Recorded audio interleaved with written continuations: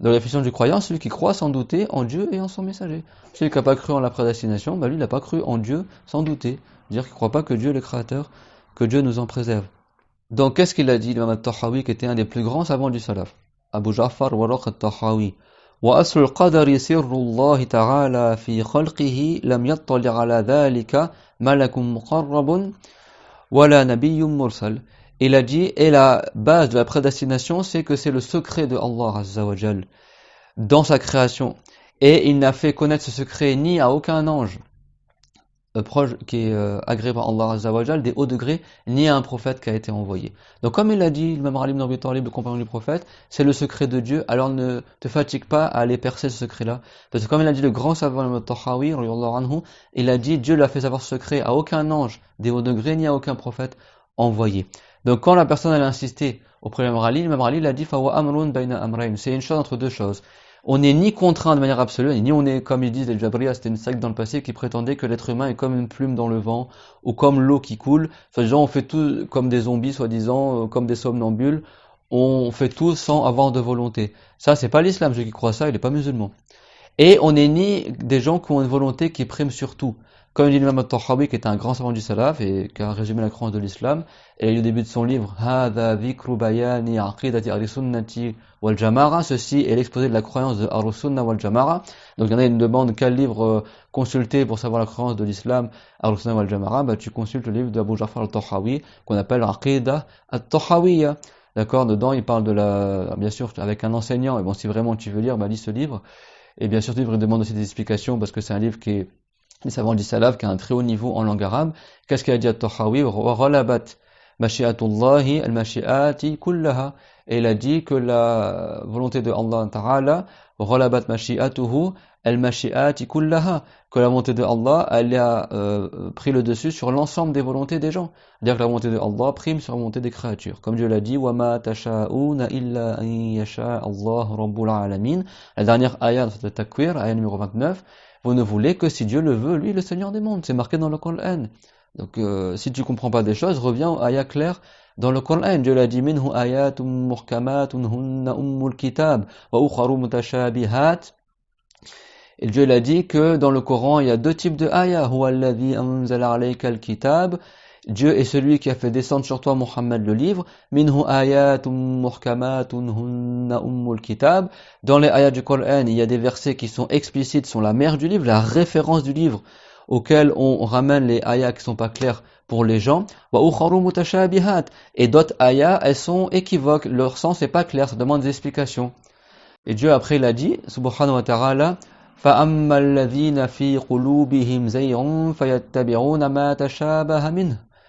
Quant à ceux qui ont un égarement, un zayr dans leur cœur, alors ils se contentent de suivre les ayats qui sont pas clairs dans le Coran, comme ceux pour la prédestination qui suivent des ayats équivoques, en oubliant les ayats qui sont explicites, qui disent que Dieu crée toutes choses. أَفَمَنْ يَخْلُقْ كَمَنْ لَا يَخْلُقْ. Est-ce que celui qui crée serait comme ceux qui ne créent pas? Et Dieu l'a dit, هَلْ مِنْ خَالِقٍ غَيْرُ اللَّهِ. Y aurait-il un créateur autre que Allah? Et il a dit, وَخَلَقَ كُلَّ شَيْءٍ. Il a créé toutes choses. Et il a dit, قُلِ اللَّهُ خَالِقُ كُلِّ شَيْءٍ. قُلِ اللَّهُ خَالِقُ كُلِّ شَيْءٍ. Dit Dieu le créateur de toutes choses. Il y a plein de ayats dans le Coran qui montrent que Dieu crée toutes choses. Donc s'il y a une ayat dans le Coran ou un hadith que tu n'as pas compris, renvoie-les aux ayats explicites. Comme Dieu l'a dit, Hunna ummul kitab, ce sont la mère, la base du livre. فَأَمَّا الَّذِينَ فِي قُلُوبِهِمْ زَيْغٌ فَيَتَّبِعُونَ مَا تَشَابَهَ مِنْهُ. Quant à ceux qui ont un zayr, un égarement dans leur cœur, ils se contentent de suivre les ayats équivoques. Ils oublient les ayats qui sont clairs et ils vont citer une ayah, oui, mais il y a tel ayah qui dit ça, donc on pourrait comprendre que Dieu ne crée pas le mal. Mais attends, mais il y a d'autres ayats qui te disent clairement que Dieu crée tout. Donc pourquoi tu vas chercher midi à 14h? Reviens aux ayats explicites, reviens aux hadiths explicites. Et si tu vas oublier toutes les ayats qui sont claires, tu vas les contredire parce qu'il y a une ayah dont le sens apparent pourrait laisser peut-être sous-entendre que Dieu ne crée pas le mal. Là, c'est des gens qui sont égarés. Et pourquoi ces gens-là, ils suivent ces ayats et pourquoi ils les diffusent? Dieu, il a dit, ibtira al-fitnati wa ibtira at-ta'wili, que ces gens-là, ils font ça pour rechercher la corruption, le désordre et la fitna, et pour rechercher la mauvaise interprétation. Wa ma ya'lamu ta'wilahu illa Allahu war-rasikhuna fil ilm. Et personne ne connaît leur vraie interprétation, si ce n'est Allah et les savants qui sont bien versés dans la science, qui connaissent bien l'explication du Coran, comme Abdullah ibn Abbas, qui a rapporté le hadith qu'on a vu au début du cours, que si toute la communauté se rassembler contre toi pour te nuire, elles ne te nuiront que par quelque chose que Dieu a prédestiné. Lam yadurruka illa bi shay'in qad katabahu Allahu laka. Il ne te nuirait que par une chose que Dieu t'a prédestinée. Donc Dieu prédestine le mal aussi, subhanahu wa ta'ala. Donc ne cherchez pas trop loin. Qu'est-ce qu'a dit Imam Ali? C'est entre deux choses. L'être humain, il est entre la contrainte absolue et entre la délégation absolue. Il a un libre arbitre, mais ce libre arbitre-là, il est soumis à la volonté de Allah Azza wa Jal. On choisit des choses, mais ce qu'on a choisi, c'est Dieu qui l'a voulu pour nous également. Mais on a une volonté qui est sous la volonté de Allah Azza wa Jal. Donc on n'est pas comme les Jabriya, soi-disant ceux qui croyaient une secte dans le passé qui n'existe plus, mais dans le passé qui croyaient que l'être humain, il fait tout de manière contrainte, sans avoir de volonté du tout. Donc ça c'est faux, et on n'est pas comme les Mu'tazila, qui est une secte aussi qui a disparu dans le passé, mais certains essaient de faire revivre leurs croyances aujourd'hui, en France et ailleurs, les Mu'tazilites, qui prétendaient soi-disant que Dieu y crée le corps de l'être humain, mais après c'est l'être humain qui crée ses actes. Et ça c'est de la mécrance, et de tout temps les savants, ils ont expliqué cette mécrance-là, parce que parmi ceux qui suivront un Dajjal, il y a ceux qui ont cette croyance-là, des Qadariya, que soi-disant Dieu ne crée pas le mal, et que Dieu ne crée pas les actes des humains. Donc les Mu'tazila, ils prétendaient soi-disant que l'être humain il crée ses actes volontaires. Et que ce qui est involontaire, c'est Dieu qui le crée, mais ce qui est volontaire d'autre part, c'est l'être humain qui le crée. On les réplique par la ayah qu'on a vu tout à l'heure. قُلْ إِنَّ صَلَاتِي وَنُسُكِي وَمَحْيَايَ وَمَمَاتِي لِلَّهِ رَبِّ الْعَالَمِينَ. Ô Muhammad dit, certes ma prière, ce que j'égorge pour Allah, ma vie et ma mort appartiennent à Dieu. C'est Dieu qui l'a créé. Et ta vie et ta mort, c'est involontaire. Et pourtant, c'est Dieu qui l'a créé. Et ta prière et ce que t'égorges, c'est volontaire. Et c'est aussi Dieu qui l'a créé. Donc, ces gens-là n'ont aucun argument. Et depuis des siècles, les savants, ils ont répliqué à ces gens-là. Mais aujourd'hui, beaucoup de gens n'apprennent plus la religion. Donc, ils n'apprennent pas ces répliques-là. Ils n'apprennent pas les fondements de la croyance. Et en France, sur Internet, en français, tout ça, ils diffusent des choses qui sont fausses. Et les gens qui apprennent sans enseignant et tout seuls, en lisant dans les livres ou en philosophant tout seuls sans chair, eh ben, ils boivent ce poison-là et ils comprennent pas ces textes-là et ils s'égarent, comme Dieu l'a dit concernant le Coran, yudillu bihi kathiran wa yahdi bihi kathira wa ma yudillu bihi illa al-fasiqin. Ça veut dire que Dieu il égare beaucoup de gens par le Coran et il guide beaucoup de gens par le Coran, mais il n'égare par le Coran que les gens qui sont des désobéissants et des gens qui sont pervers. Que Dieu nous préserve. Même le Coran, si quelqu'un n'a pas pris la religion, il risque fortement de s'égarer en lisant seul le Coran. Donc mon frère, avant de lire le Coran, le Hadith, et encore moins en français, apprend les bases de l'islam, de la croyance, avant de lire dans les textes. Celui qui n'apprend pas les bases de l'islam, de la croyance, les attributs de Allah, attributs des prophètes, la prédestination, les fondements de la foi, et avant d'apprendre cela, il lit directement dans le Coran et dans le Hadith et il veut comprendre tout seul la religion, il va forcément s'égarer. Que Dieu nous en préserve. Comme ils ont dit les compagnons, ils ont dit Kunna ma'an nabiyyi sallallahu alayhi wa sallam wa nahnu fityanun hazawira. Comme il a dit Jundub ibn Abdillah, un des compagnons du prophète, il a dit nous étions avec le prophète alayhi salam lorsque nous étions enfants et on apprenait la religion avec le prophète alayhi salam. Fata'allamna al-iman et on a appris la foi qabla al-Qur'an. ثم تعلمنا القرآن فازددنا به إيمانا. Et après avoir appris la foi, l'iman, on a appris le Coran, le Coran, et par le Coran, on a augmenté en foi. Donc les compagnons, ils apprenaient d'abord la religion, la croyance, et après ils apprenaient le Coran. Le Coran a été révélé sur 20 années. Il y a plein de compagnons qui sont morts avant que le Coran soit révélé en entier. Madame Khadija, anha, elle est morte avant l'hégire. Quand elle est décédée, le Coran n'était pas révélé en entier. Et pourtant, c'est parmi les meilleures femmes du monde, parmi les plus grandes saintes de l'humanité. Et il y a plein de compagnons qui sont morts avant que le Coran soit révélé en entier. Les dernières ayats du Coran ont été révélées à la fin de la vie du prophète, alayhi salam. Le prophète l'a appelé les gens à l'islam pendant 23 ans. Et le Coran a été révélé sur 20 années. Pendant 20 années, il est descendu au fur et à mesure. Avec, comme on a vu dans les premiers cours sur prédestination, des fois il y avait des ayats qui étaient changés, Dieu il changeait des choses du Coran, parce qu'en fonction des événements, le Coran, il s'adaptait à ce qui se passait par la révélation, jusqu'à ce que la forme finale du Coran a été terminée, et l'ange Jibril après l'a enseigné au prophète Mohammed, dans quel ordre, donc là c'est sourates, et le nom des sourates, etc. Et après le Coran a été scellé de cette manière-là. Sur 20 années, il a fallu 20 ans pour que le Coran soit révélé. Et donc ils faisaient comment les compagnons? Ils apprenaient d'abord la foi et après ils apprenaient le Coran. Et quand Omar al-Khattab il a vu que beaucoup de gens ils mémorisaient le Coran, apprenaient le Coran sans apprendre trop la religion au Yémen, et que Abu Musa al-Ash'ari il en a informé le calife Omar al-Khattab, il a envoyé une lettre à Abu Musa al-Ash'ari pour dire qu'ils arrêtent d'apprendre que le Coran, qu'ils apprennent d'abord la religion avant d'apprendre le Coran.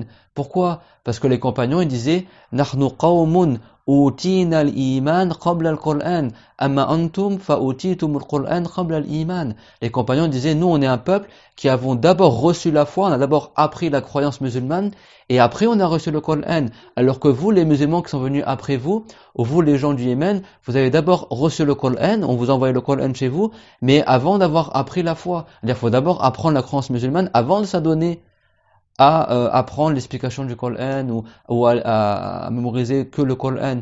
Alors, tu vas me dire, oui, mais dans les pays musulmans, alors pourquoi les enfants ils mémorisent le Coran quand ils sont petits, etc. Oui, mais dans les pays musulmans, à la base, ils apprennent à côté la religion. C'est pas d'apprendre que le Coran. Alors qu'en France, il y a beaucoup, ils veulent apprendre que le Coran, mais ils n'apprennent pas la religion à côté.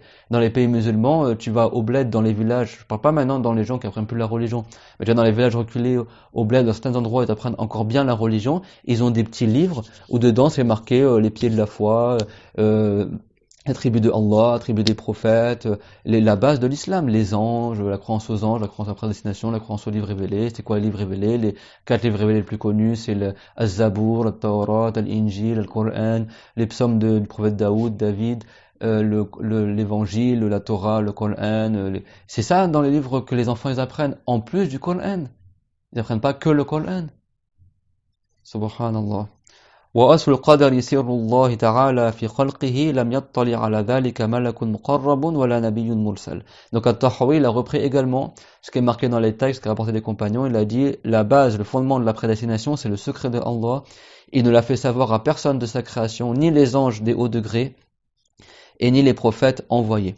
Et ça également c'est conforme à ce qu'a rapporté dans le hadith du prophète alayhi salam, comme le hadith de Muslim que le prophète sallallahu alayhi wa sallam a dit: إن أحدكم لا يعمل بعمل أهل الجنة حتى ما يكون بينه وبينها إلا ذراع فيسبق عليه الكتاب فيعمل بعمل أهل النار فيدخلها وإن أحدكم لا يعمل بعمل أهل النار حتى ما يكون بينه وبينها إلا ذراع فيسبق عليه الكتاب فيعمل بعمل أهل الجنة فيدخلها.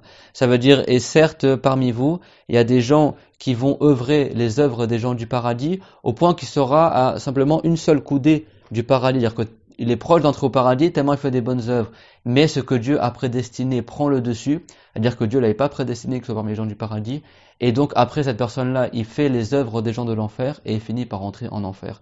Et inversement, il y a des gens toute leur vie ils œuvrent les œuvres des gens de l'enfer, mais Dieu a prédestiné pour eux de toute éternité qui seront parmi les gens du paradis, et à la fin de leur vie ils font les œuvres des gens du paradis, ils entrent en islam et ils font les bonnes œuvres et ils entrent au paradis.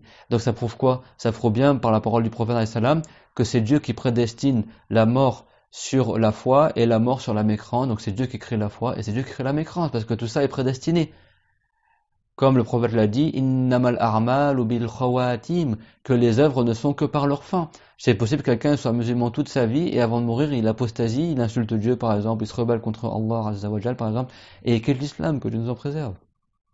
Comme Iblis pendant des centaines d'années il était musulman et un jour il a apostasié. Quand Dieu l'a créé Adam, il a été jaloux de Adam, il s'est cru meilleur que Adam, et il a dit: est-ce que moi je vais me prosterner pour Adam pour le saluer? Parce qu'à cette époque-là c'était permis de se prosterner pour un musulman pour le saluer, alors que tu m'as créé de feu et tu l'as créé de terre. À dire que Iblis s'est rebellé contre Allah en attribuant à Allah l'absurdité, l'absence de sagesse, et comme je disais, ton ordre il est stupide, tu m'ordonnes de me prosterner pour Adam alors que je suis meilleur que Adam. Et donc Iblis il a quitté l'islam et il a été maudit par Allah, et Dieu il a dit qu'il ne t'appartenait pas de faire preuve d'orgueil au paradis, farbit minha, alors sors du paradis. Et après il a dit: certes tu seras parmi les humiliés et les gens qui sont maudits. Qui c'est qui l'a maudit? C'est Allah. Donc qui a créé la mécrance de Iblis? C'est Allah. Qui a fait que Iblis il mourra sur la mécrance? C'est Allah. C'est marqué dans le Coran tout ça, mais celui qui n'a pas appris la religion des gens de science, il se perd, il se noie. Subhanallah, que Dieu nous en préserve. Et donc également Al-Bayhaqi il rapporte dans le hadith qu'on a vu dans le cours précédent que le prophète alayhi salam il a dit concernant la prédestination, il a dit: idha dhukira al-qadaru fa'amsiku. Si la prédestination est mentionnée, alors retenez-vous, ne cherchez pas dans les profondeurs comme certains aujourd'hui qui veulent faire les philosophes là et qui s'égarent parce qu'ils veulent absolument savoir le pourquoi du comment, etc. Comme a dit l'imam Rali, si vraiment tu n'acceptes pas de t'arrêter à ça, alors juste sache que nous sommes entre deux choses. On n'est ni dans la contrainte absolue, c'est-à-dire qu'on a une volonté partielle, et on n'a pas une volonté non plus qui est absolue. On n'est ni dans le déterminisme, ni dans le libre arbitre absolu, pour reprendre les propos des philosophes. On est entre les deux. C'est ça le secret de la prédestination. Et plus loin que ça, c'est bien cela le secret que Allah Ta'ala, il n'a fait savoir à aucune personne. قُلْ لَا يَعْلَمُ مَنْ فِي السَّمَاوَاتِ وَالْأَرْضِ الْغَيْبَ إِلَّا اللَّهُ. Dit personne, que ce soit ceux qui sont dans les cieux ou dans la terre, ne connaît tout ce qui est caché, al-ghaib, si ce n'est Allah. Il n'y a que Allah qui connaît ces choses-là. قُلْ لَا يَعْلَمُ مَنْ فِي السَّمَاوَاتِ وَالْأَرْضِ الْغَيْبَ إِلَّا اللَّهُ. Et donc al-ghaib dans cette ayah, ça désigne tout ce qui est caché, que ce soit tout ce qui a été caché des créatures. Que ce soit l'avenir, que ce soit ce qui a été prédestiné, que ce soit les choses que seul Dieu connaît, quand est-ce que la pluie va descendre exactement, dans quel état la personne va mourir, où est-ce qu'elle va mourir, comme c'est marqué dans le Coran. وَمَا تَدْرِي نَفْسٌ مَاذَا تَكْسِبُ غَدًا وَمَا تَدْرِي نَفْسٌ بِأَيِّ أَرْضٍ تَمُوتُ. Ça veut dire, et la personne ne sait pas qu'est-ce qu'elle fera demain, et la personne ne sait pas dans quelle terre elle va mourir. D'accord? Et Dieu il a dit yunazzilul ghayth, c'est-à-dire que c'est lui qui fait descendre la pluie, c'est lui à lui seul qui sait quand est-ce que la pluie exactement descendra. Wa ya'lamu ma fil arham, et c'est ce qu'il y a dans le ventre des mères. Il n'y a que Dieu qui sait exactement ce qu'il y a dans le ventre de la mère, et l'enfant comment il sera, etc. Il n'y a que Dieu qui sait ce qu'il y a dans le ventre des mères. Subhanahu wa ta'ala. Et après l'imam al-Tahawi, qu'est-ce qu'il a dit? والتعمق والنظر في ذلك ذريعة الخذلان وسلم الحرمان ودرجة الطغيان فاحذر كل الحذر من ذلك نظرا وفكرا ووسوسة. Ça c'est un savant du salaf. Tahawi il était vers la fin du salaf, dans le 3e siècle de l'Hégire. C'est parmi les plus grands savants de l'islam, rahimahullah ta'ala, et très connu de l'Orient à l'Occident dans tous les pays musulmans, et son traité de croyance est enseigné dans tous les pays musulmans, que ce soit en Indonésie, au Maghreb, dans les pays du Cham, en Arabie. L'Aqidat Tahawiya, il a dit, et le fait d'approfondir le sujet de la prédestination, et le fait de rechercher ce que Dieu nous a caché de la prédestination, et le fait de trop fouiller dans ce sujet-là, c'est ce qui mène à la perdition. C'est comme une échelle qui te fait monter vers le fait que tu ne seras pas facilité pour faire les bonnes actions, vers la privation du bien, et également c'est un degré de perdition.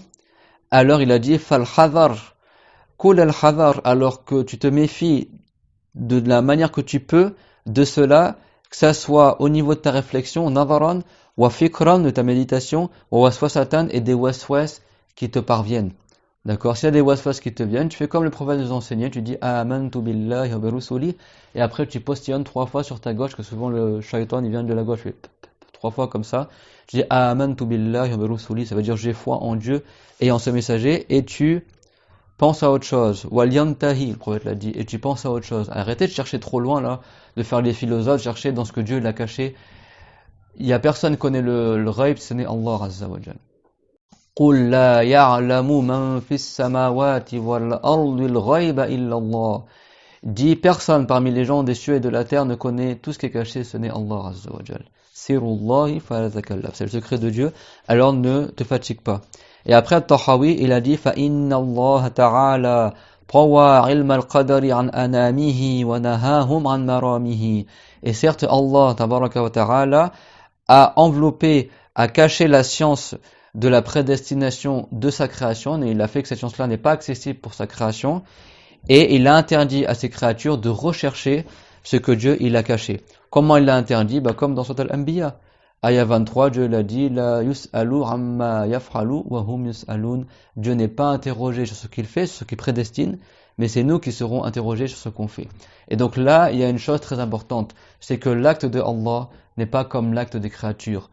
On n'a pas le droit de comparer Dieu à sa création. Si une créature, elle fait du mal, alors c'est mal de la part de la créature. Mais le fait que Dieu y crée le mal, ce n'est pas mal de la part de Allah Ta'ala.